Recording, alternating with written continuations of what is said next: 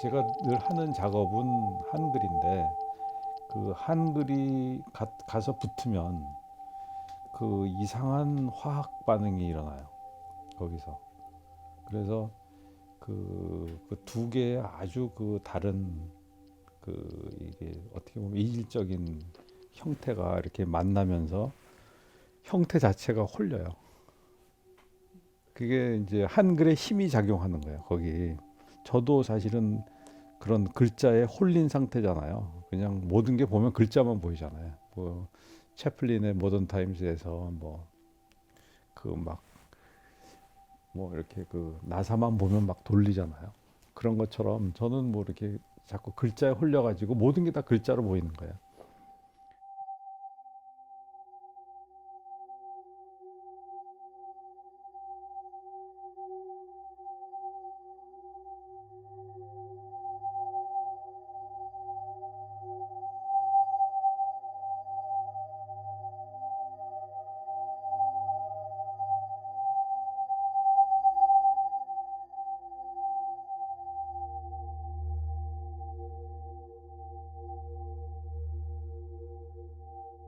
세종 임금은 뭐 그분도 젊은 시절을 살았을 것이고 뭐 같은 이렇게 사람이잖아요. 근데 유난히 이런 어떤 창의적인 생각으로 꽉 차 있었던 분 같아요. 근데 이제 그분이 글자를 디자인한다고 하는 거는 글자를 우리는 뭐 창제했다는 말을 쓰긴 하는데 실제로 그거를 가만히 따지고 보면 디자인해낸 거예요. 그러니까 글자가 없었던 건 아니잖아요. 그 디자인이 보통 디자인이 아니라 이건 유례가 없는 디자인이기 때문에 저는 이제 그걸 큰 디자인이라고 그래요. 이거는 점점 가면 갈수록 힘을 얻는, 그러니까 한 결의의 어떤 문화를 만들어낸 거고 한 결의를 살려낸 거예요. 그리고 이 온 세상에서 가장 합리적이고 글자의 극치를 만들어낸 거죠. 또 그 디자인은 그 당시로 친다면 지금 봐도 가장 현대적인 꼴을 이렇게 한자라고 하는 그러한 어마어마한 숲에서 전혀 다른 형태를 이렇게 창조해낸 거잖아요.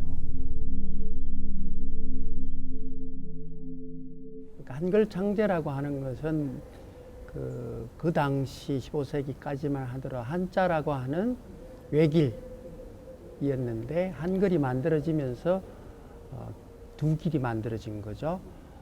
그렇지만 한글이라고 하는 길은 단순하게 한자를 대신한 그 한글이 아니라 우리 말과 바로 일치하는 글의 길이 열렸다고 하는 측면에서 그 이전에 어떤 문자 체계하고도 다른 혁명적인 변화라고 할 수 있습니다.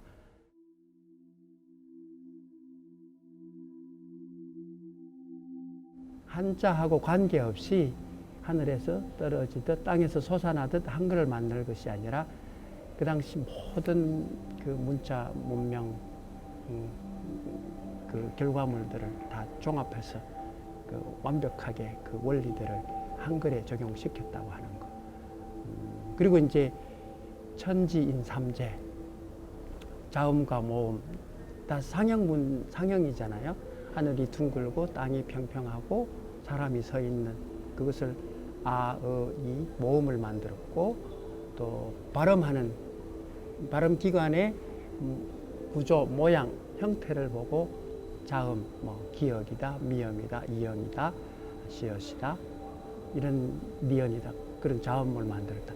결국 한글이라고 하는 것은 소리 언어, 또 이 몸 언어, 상형 문자죠. 몸 언어, 그림 언어, 이것들이 총집결된 것이 한글이다. 그래서 한글은 이미 만들어질 때부터 완성된 문자다. 그래서 인간이 만든 모든 문자는 진화 과정이 있지만은 한글은 유일하게 만든 사람을 알고 또 그 모든 인류 문자 문화 문명들 지혜 어떤 결정체들을 그 우리 말에 맞도록 만들어낸 거죠. 그것은 세종대왕이 15세기 당시 동아시아 세계에서 전개했던 모든 문자 문화, 문명의 그 원리들을 집결시킨 그런 결과물이다라고 할 수 있죠.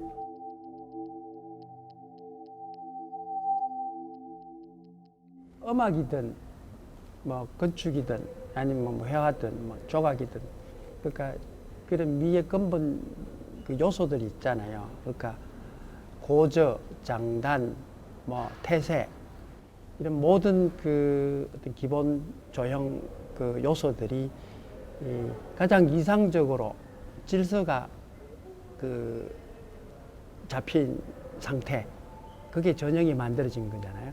한글은 그런 것이라는 거죠.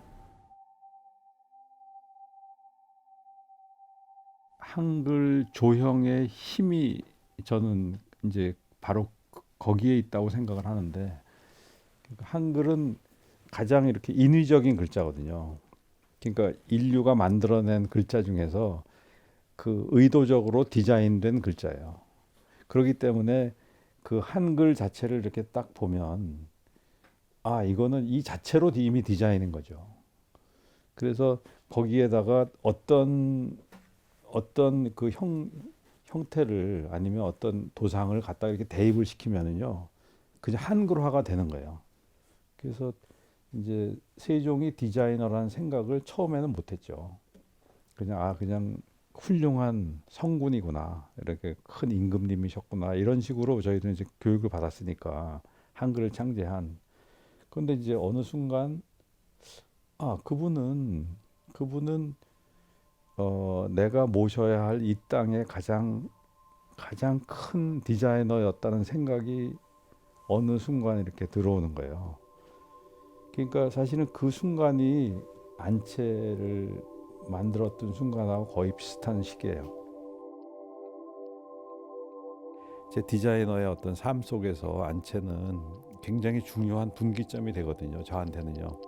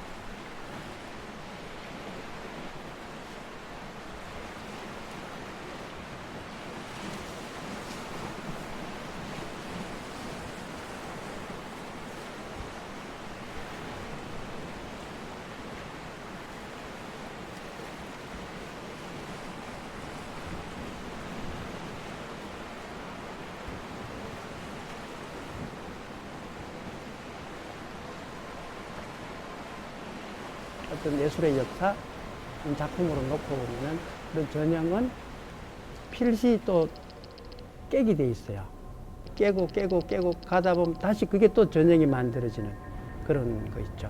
그러니까 안상수 작가가 만든 안상수 채라고 하는 것도 그러니까 탈 네모꼴인데 그 네모라고 하는 이 어떤 전형을 깨버린 거죠. 그게 어쨌든 우리 시대인데, 그럼 우리 시대 그러면 단순하게 그냥 장난으로 재미로 깬 거냐? 아니라는 거죠. 이 시대 사회의 어떤 집단적인 자의식들이 그 투영이 되고 반영이 돼서 나온 거라는 거죠. 깨지 않으면 안 되는 그런 시대가 된 거예요. 이 시대 자체가.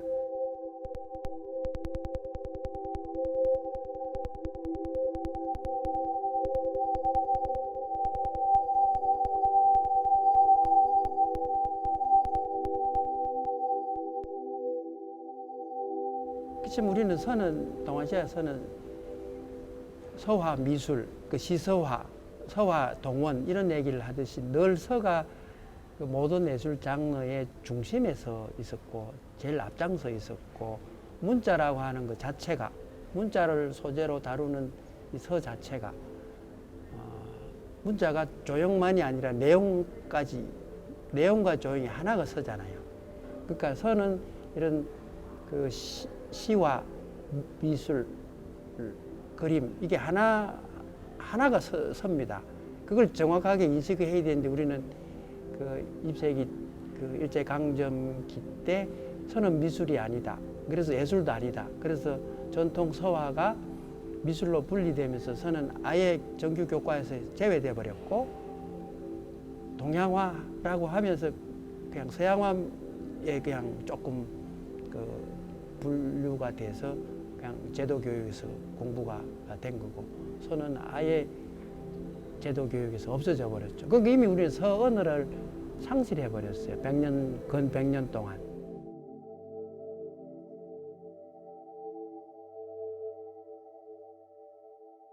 디자인이라는 것이 외국에 수입된 거잖아요.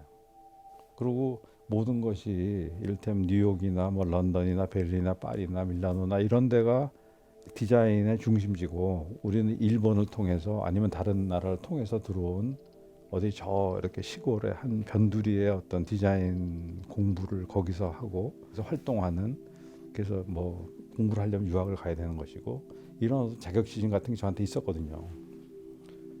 그거가 그러니까 세종이 저를 구해준 거예요. 그러니까 여기가, 이 땅이 원래 그러한 큰 디자인의 전통이 있었던 땅이었던 거예요. 내가 살고 있는 땅이 변방이 아니라.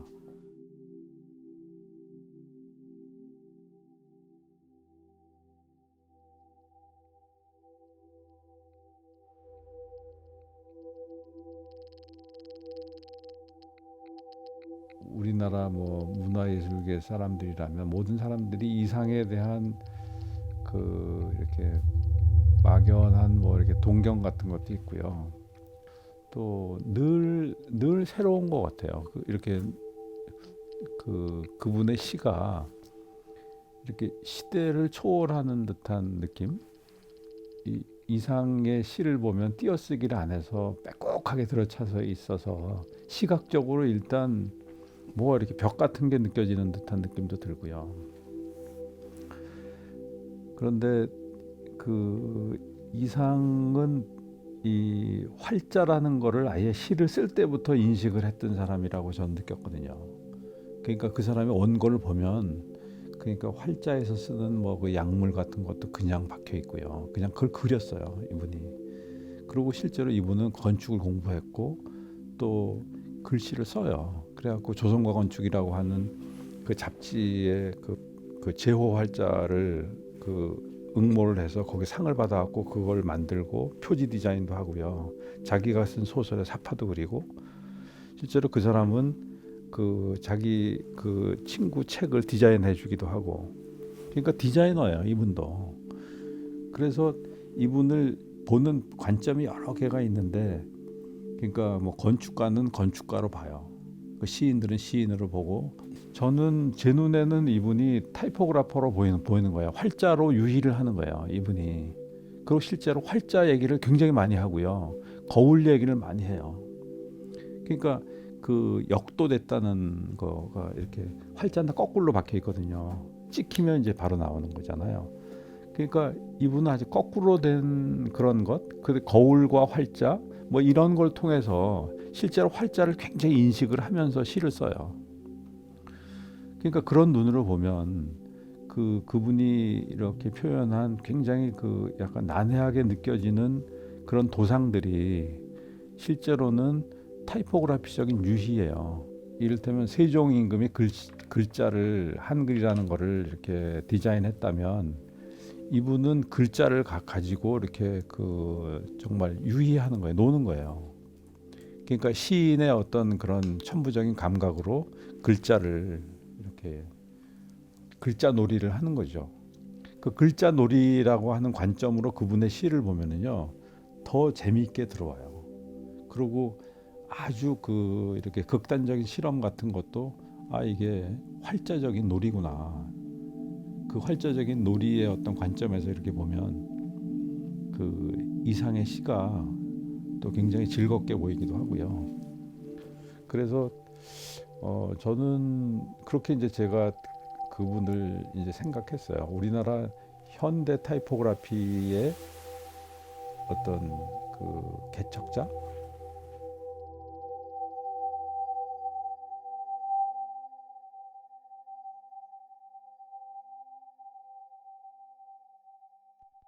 현대문학에서 그 저한테 청탁을 했어요.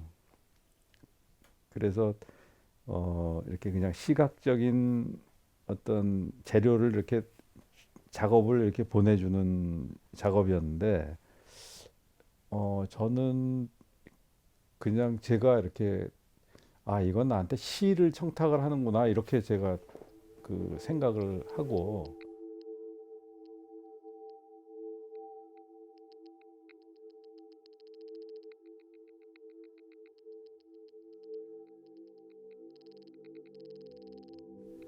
사실 한글의 이응이라는 거는 이거는 하늘을 그 상용화한 거거든요.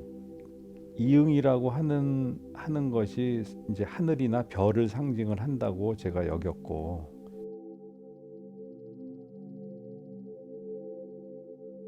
근데 이제 문자가 발명되고 나서 이게 사람이 그 문명화되기 시작해요. 역사가 쓰여지고 사실 문자 발명 이후에 문자를 쓰기 시작한 이후에 갑자기 이 문명화되는 거죠. 그러니까 사실 문자라는 거는 인간이 갖는 그 우주의 비밀을 푸는 열쇠라고 할까? 뭐 그런 거예요, 이게. 그러니까 문자로 모든 비밀을 다 풀어내고 그거를 전수시키고 학습시키고 뭐 이걸 확장시키는 거예요, 인간의 영역을. 그러니까 문자가 할 수 있는 건 뭔가 하면은 이름을 붙이는 일이거든요. 저거는 금성이고 저건 수성이고 저거는 뭐 카시오페아자고 이런 식으로 이름을 붙이기 시작하면 이름을 붙이기 전에는요. 하늘에 그 수많은 별이 있어도 그 별의 이름을 모를 때는 그냥 하늘에 있는 거예요. 그런데 저희들이 이름을 딱 붙인다고요. 저게 이름을 붙이는 순간 그게 인간의 소유가 되는 거잖아요. 지적 소유물이. 그런 새로운 그런 형태가 이렇게 결합될 때 한글로 이렇게 변하는 걸 보면서 저도 어떨 때는 좀 이렇게 놀랄 때가 많아요. 근데 이제 그런 걸 할 때는 사실은 굉장히 유의적으로 하는 거죠. 무슨 의도를 가지고 하는 게 아니라 유의적으로 하다가 보면 결과적으로는 이게 이게 한글의 힘이구나 이런 생각.